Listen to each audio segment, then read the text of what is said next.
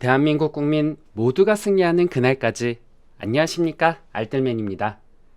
3대 지수는 모두 하락을 했고요. 원달러 환율은 1304.09원, 빅스 지수는 2.42% 상승을 했고요. 2년물, 10년물, 30년물 국채금리 모두 상승을 했습니다.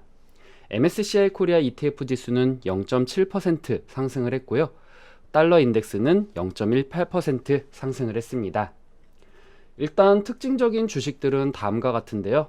룰루레몬은 회사가 4분기 낮은 가이던스를 발표하면서 주가가 하락을 했습니다. 참고로 3분기에는 월스트리트 예상치를 크게 상회하기도 했습니다. 브로드컴은 목요일 장마감 때 예상보다 좋은 분기 실적을 발표하고 주가가 상승을 했는데요.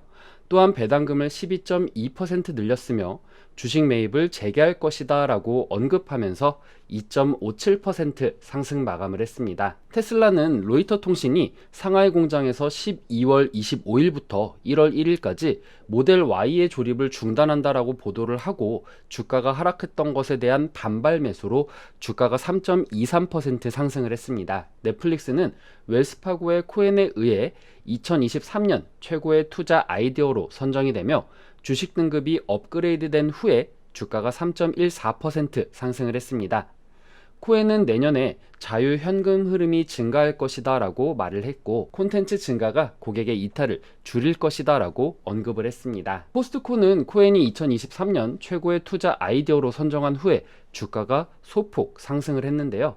소비자가 가격에 더 관심을 갖게 되면서 이 회사의 가치 중시 전략이 성공할 수 있다라고 지적을 했습니다. 11월 생산자 물가지수 PPI는 0.3% 증가로 지난달 0.3%와 부합되나 예상치 0.2%를 상회했습니다. 11월 근원 생산자 물가지수는 0.4% 증가로 지난달 0.1%와 예상치 0.2%를 상회했습니다. 이번 주 CPI 발표와 FOMC 회의를 앞두고 생산자 물가지수가 예상치를 상회하는 모습을 보이자 경계감에 3대 증시 모두 하락 마감을 했습니다. 예상보다 높은 생산자 물가지수가 발표되자 인플레이션과 긴축 경계감을 확산시키며 13일 발표될 CPI가 높게 나올 것이다 라는 우려가 커지게 되었습니다. 일론 머스크는 이날 패드가 추가 금리 인상을 단행할 경우 경기 침체는 더욱 심각해질 것이다 라고 언급을 했습니다. 다만 전년 대비 생산자 물가지수 상승률은 1년 반 만에 최저로 둔화하였으며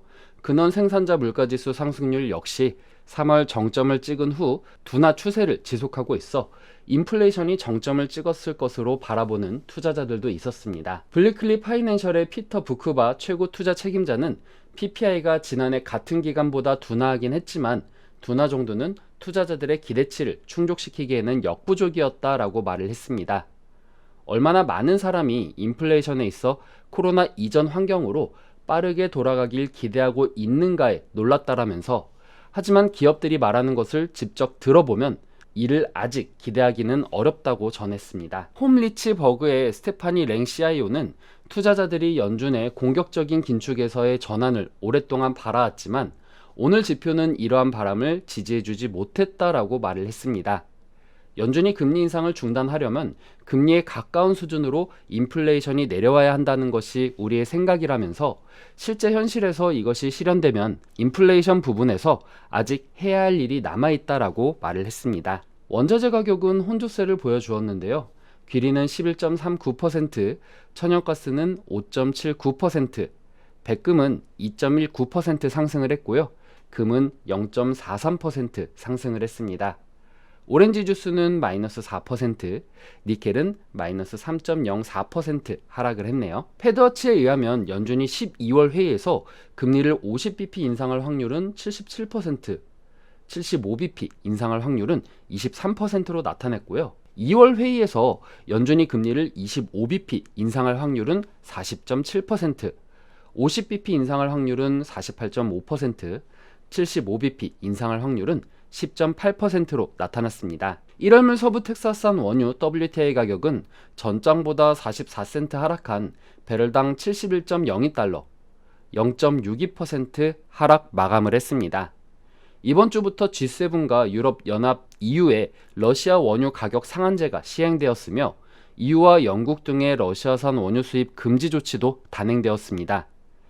블라디미르 푸틴 러시아 대통령이 이날 서방의 가격 상한제에 대응해 원유 생산 감축을 검토할 것이다 라고 위협하긴 했지만 가격에 미치는 영향은 제한되었습니다. 캐나다에서 텍사스 멕시코만 지역을 연결하는 키스톤 송유관 유출 사태로 송유관이 7일 밤부터 폐쇄되었으나 시장에 미치는 영향은 역시 제한되고 있습니다. 금일 국내 증시는 미국의 생산자 물가지수가 예상치를 상회하며 우려가 섞인 부분들을 보이며 소폭 하락 출발이 예상이 됩니다. 하지만 PPI가 정점이라고 보는 부분도 없지 않으며 CPI의 발표가 설령 높게 나와도 이번 12월에는 50bp 인상이 유력하기 때문에 시장에 미치는 영향은 제한적일 것이다 라고 생각을 합니다. 문제는 회의 이후 만약 높아지게 되었을 때인 CPI를 보고 매파 의원들이 더욱 강하게 말을 밀어붙이며 시장을 위협할 수 있는 요소들은 충분히 있다라고 생각을 합니다. 때문에 FOMC 회의가 끝나고 파월 의장의 발언이 있을 때까지는 시장은 숨을 죽일 것 같다라는 생각이 들며 CPI가 발표되는 13일에는 결과에 따라 다양한 해석들이 나오며 시장을 혼란스럽게 바라볼 것이다 라고 생각을 합니다. 이번 주 일정 잘 체크하시고 성투하시길 기원하겠습니다. 12월 13일 화요일에는 FOMC 회의가 시작이 되고 11월 소비자 물가지수가 발표가 됩니다. 12월 14일 수요일에는 4분기 및 현재와 미래의 금리를 예상하고 연방공개시장위원회의 경제 전망 및 시장위원회의 성명서가 발표가 되고 금리 결정이 된 후에 FOMC 기자회견이 있습니다. 12월 15일 목요일에는 11월 근원 소매 판매, 신규 실업수당 청구 건수, 12월 필라델피아 여는 제조업 활동지수, 11월 소매 판매 지수가 발표가 되고요. 12월 16일 금요일에는 12월 제조업 구매자 관리지수, 12월 서비스 구매자 관리지수가 발표가 됩니다. 오늘 내용 괜찮았다 생각되시는 분들은 하단에 구독과 좋아요, 알람 설정을 눌러주시면 제가 영상을 만드는데 큰 힘이 될 것 같습니다. 오늘도 시청해주셔서 감사합니다.